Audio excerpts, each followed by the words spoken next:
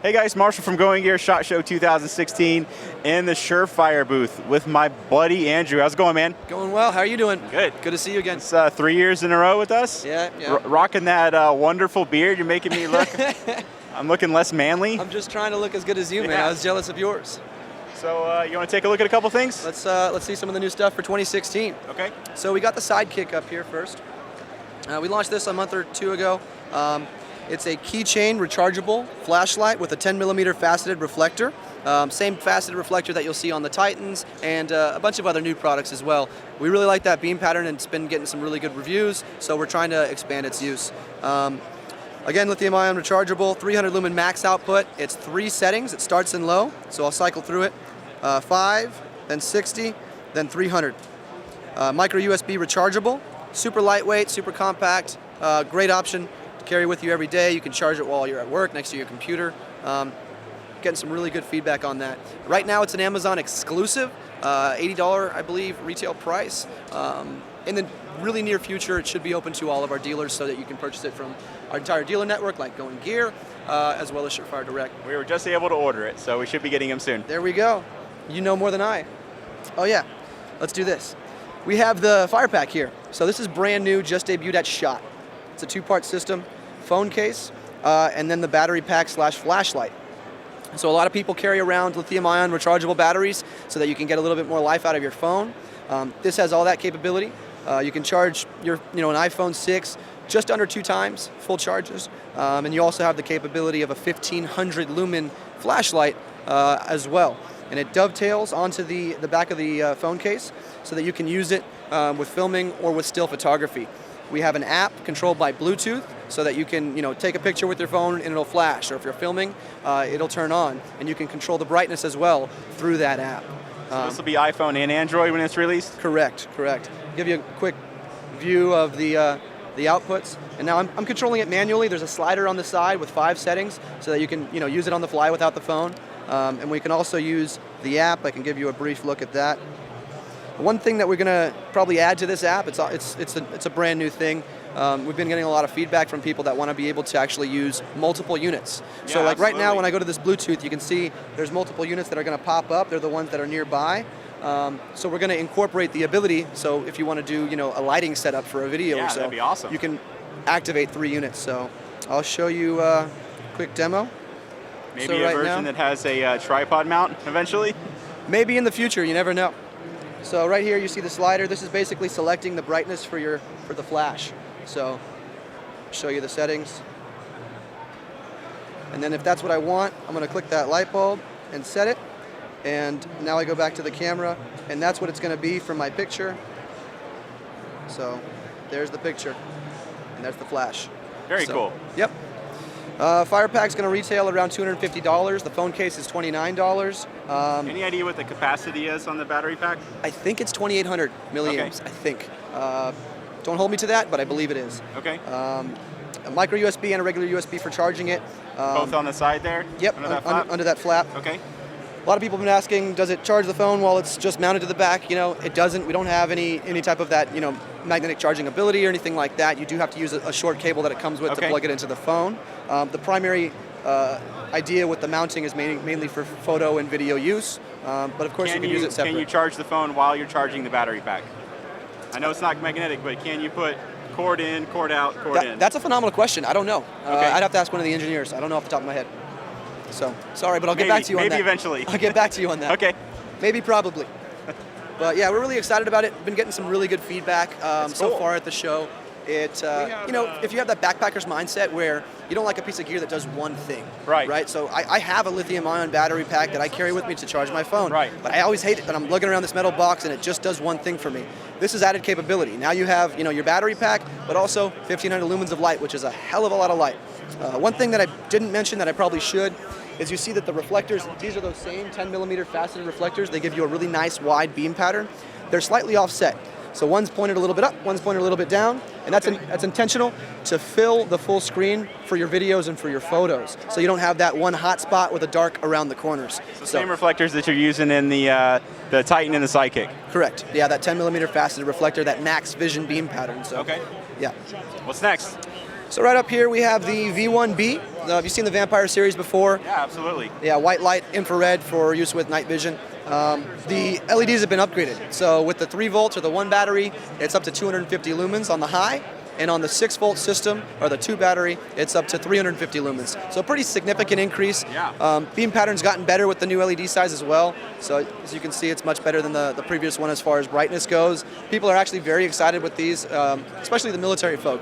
We've gotten a lot of attention from some certain military customers here looking to put the M300V Mini Scout on And their the weapons. IR is just a head twist, right? Yep, pull and twist actually. Oh, pull and twist. So there's 3 positions. I'll demo it right here. You can see that's indicating where we are. So WH for white, pull and twist, rotate to off, pull and twist, rotate one more time to infrared.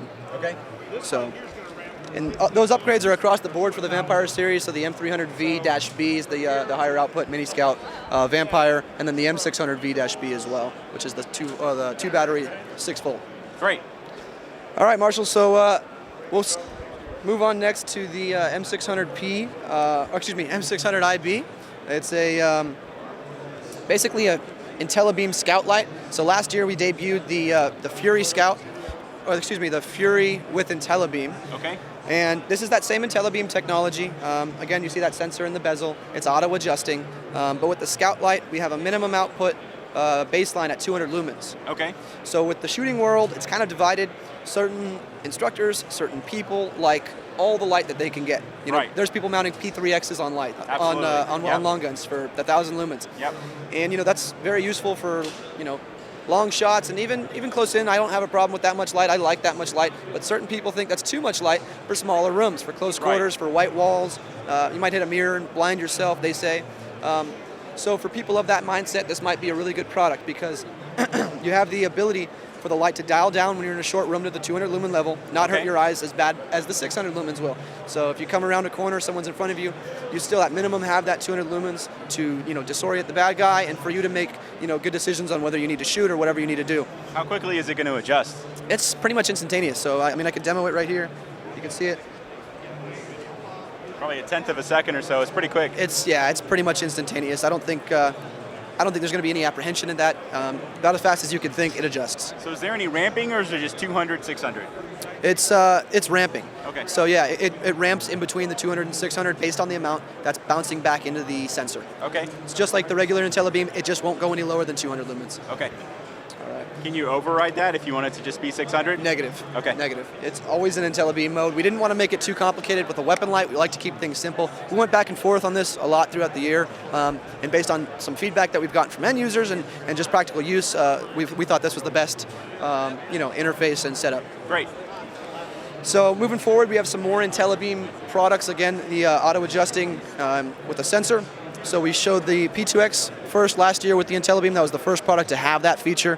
Now incorporated it into the P3X, or the 9-volt Fury with 1,000 lumen high, 5 lumen low. Actually pretty awesome. It's an even more drastic, showing of that effect for the ramping because you have more output to feature it. So very cool. You have the same interface as far as first output is always IntelliBeam. And then if you release and press again, you override it to just the high output for the handhelds. Okay. We also have incorporated that into the R1 Lawman. This has been a popular light with law enforcement. As far as a duty light goes, it's a rechargeable lithium-ion. We've covered it before a few times. Yep.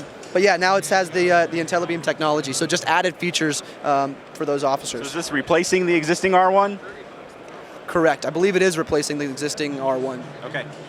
So also new is the new HS2. The headlamp interface has changed a little bit.